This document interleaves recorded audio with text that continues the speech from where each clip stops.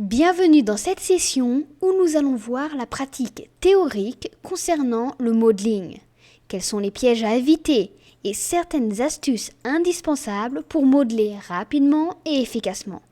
Prêt à vous mettre au travail? Alors on y va. Pour cette vidéo, vous n'êtes pas obligé de faire comme moi, mais je vous conseille tout de même de pratiquer et d'expérimenter avec moi. Donc, ouvrez Blender et sélectionnez tous les objets avec A et supprimez-les. Faites Shift A, Mesh Cylinder pour ajouter un cylindre. Les cylindres sont l'une des formes de base, mais il n'est absolument pas réaliste si nous devons le présenter. Premièrement, à cause du fait qu'il n'est pas assez dense, car pour modeler plus facilement, il est normal d'utiliser moins de points. Sauf que moins nous avons de maillage, plus l'aspect sera dur. Certes, cela peut être un style que certaines personnes apprécient, mais si vous voulez faire du réalisme, il faut souvent ajouter du maillage pour adoucir l'aspect et les courbes. Donc nous pouvons facilement faire ça en ajoutant un modifier. Add Modifier, Generate, Subdivision Surface. Sauf que comme vous pouvez le voir, le résultat est pire encore. Augmentez la résolution à 2. Donc pour éviter ce genre de résultat franchement déplaisant, il faut supporter les angles. Donc que veut dire supporter les angles? Simplement que nous allons ajouter d'autres edges pour aider le logiciel à ne pas trop arrondir les angles. Donc il y a deux moyens de supporter les angles. Le premier est de garder l'angle dur. Donc appuyez sur Tab, faites CTRL-R et montez la courbe que vous venez de créer aux environs de la courbe supérieure, de la face supérieure. Passez en sélection de face, sélectionnez la face supérieure et faites I pour insérer une face. Si nous repassons en Object Mode en appuyant sur Tab, vous pouvez voir que maintenant, nous avons un angle adouci, mais qui reste tout de même bien défini. Il y a une deuxième solution maintenant, qui consiste à utiliser l'outil Bevel. Donc passez en sélection d'Edge, sélectionnez la boucle et faites CTRL B.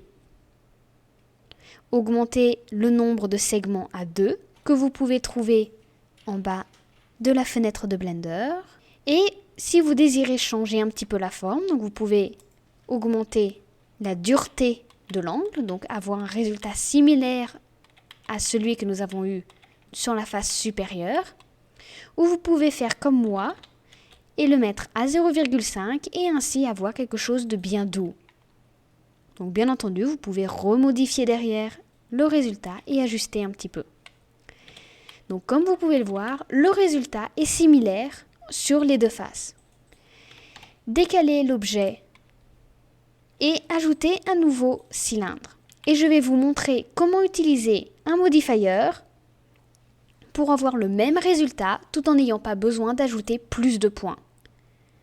Faites Add Modifier, Generate Subdivision Surface. Donc on rajoute un nouveau Subdivision Surface. Et nous allons ajouter un nouveau modifier, et cette fois-ci qui s'appelle Bevel. Montez-le au-dessus de Subdivision Surface, et comme vous pouvez le voir, cela a déjà agi. Augmentez le nombre de segments à 2, et réduisez le mount. Et comme vous pouvez le voir, nous retrouvons un résultat similaire à notre travail manuel.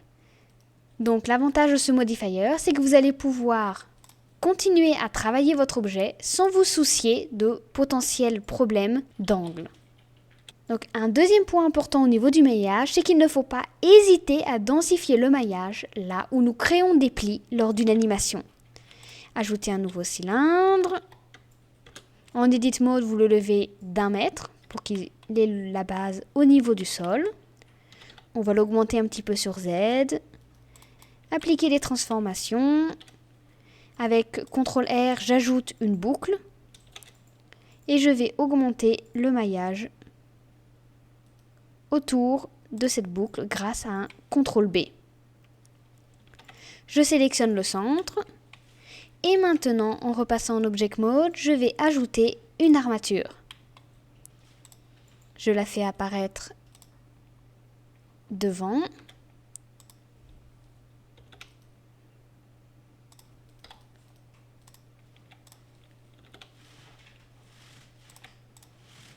Voilà, comme ça.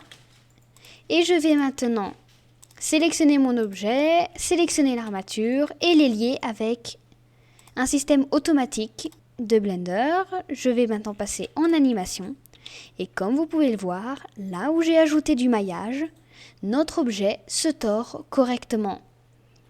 Si je le laisse ainsi, vous verrez que là où je n'ai pas ajouté de maillage, la chose reste parfaitement droite.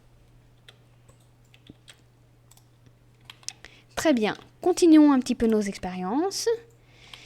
Donc, il faut aussi densifier le maillage là où nous avons besoin de détails. On peut ajouter des détails, mais on va essayer de ne pas impacter le reste du cylindre. J'ajoute une boucle avec CTRL R, avec un CTRL B, je le sépare en deux, comme ceci. Et je vais maintenant l'extruder en faisant un S, Shift Z, et comme vous pouvez le voir, je crée une autre boucle. Comme ceci. Et maintenant, si par exemple je veux ajouter des détails sur cette boucle-là, je peux sélectionner ma boucle et faire un Insert, donc avec I. Grâce au petit panneau ici, nous allons activer Individual. Et comme vous pouvez le voir, maintenant, je peux extruder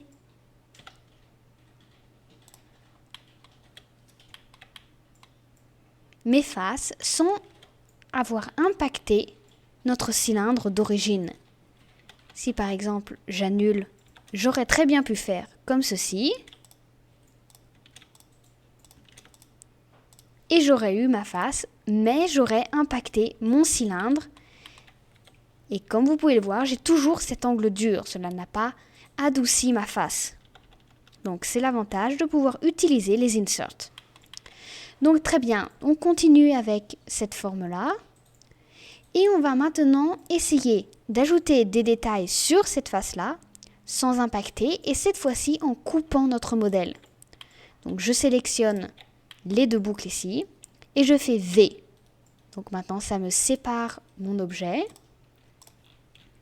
Je sélectionne la boucle, je vais la cacher avec H. Je sélectionne ces deux boucles-là, Bridge Edge Loop. Je les resélectionne à nouveau et cette fois-ci, je vais faire X, Dissolve Edge. Donc je retrouve mon cylindre d'origine. Alt H pour faire réapparaître ma boucle. Et si maintenant je l'extrude, vous pouvez voir que j'ai maintenant ajouté de la densité, des choses qui auraient pu impacter mon maillage du cylindre. Mais en ayant découpé ce maillage-là, j'ai pu ajouter une nouvelle section. Bien sûr, il ne faut pas oublier d'utiliser les modifiers qui vous permettront d'aller plus vite. Mais nous verrons tout ça en pratique pendant la création des meubles. Et voilà, vous savez maintenant certaines pratiques théoriques très intéressantes pour le modeling. Ce sont des bases très importantes. Dans la vidéo suivante, nous verrons des techniques pour réduire ou augmenter le maillage en fonction de vos besoins. À tout de suite!